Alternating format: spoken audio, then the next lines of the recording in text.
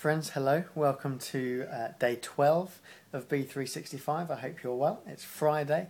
I'm very glad about that. Today's passages in Genesis, what we see. Abraham sends his servant to fetch a wife for Isaac. That may have been how things were done then. I know that I'm quite glad that I was able to choose my own, and I'll probably leave that same freedom pretty much to my children. I might vet them, but I definitely won't send someone to go and find a wife for my children or a husband. But when Abraham sends this servant to go look for a wife, he doesn't say, go and find any woman. Abraham is aiming high. It has to be a woman from his home country. It has to be one of his own relatives. And again, that's not something that I would recommend today. And so Abraham has got high hopes because God has been faithful to him in the past, and Abraham now believes that God will continue to be faithful.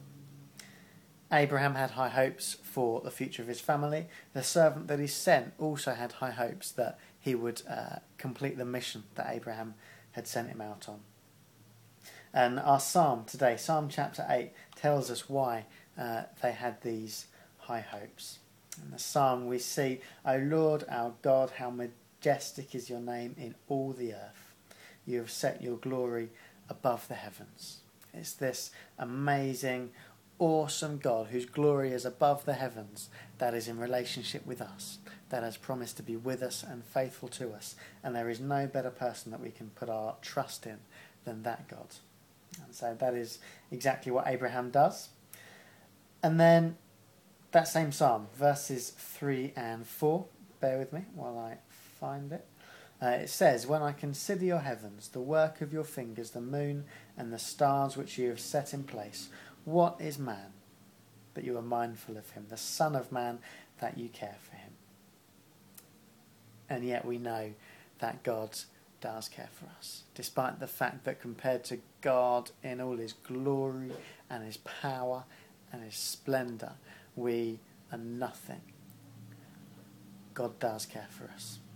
And so we see, as a result of that, our Matthew passage, where Jesus goes on a bit of a healing spree. He goes around doing physical healing, but also forgiveness we see in this passage, and if you like, an inner restoration as well. And the first thing of those, which I think would be good to comment briefly on, is when we see at the start of our passage Jesus, it says, restoring those two guys that were demon possessed. And the way Jesus does it, he sends out the demons from these guys. He sends the demons into a herd of pigs, which then run down the hill into the lake, drown, gone. And you think, what on earth was that for? I'm sure Jesus could have dealt with that without having to kill so many pigs. He probably could. But that speaks to me about two different things. Firstly, think how much that herd of pigs would have cost. How much that was worth. If you like, it was kind of like saying that Jesus was prepared to sacrifice the local economy for these guys. This is how much they are worth.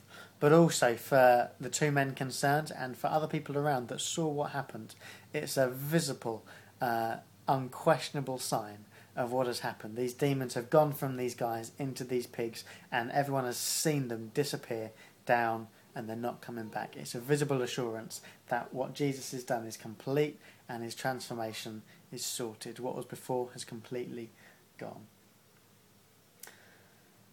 Friends, as we just think back over today's readings, let me remind you, or just encourage you, that in the same way, for us, as we learn to trust God, that God that has been faithful to Abraham, but also to us throughout our lives, as we look back and are able to see God's presence with us, his power working in us and through us in the past, then we're able to learn to trust him more and more.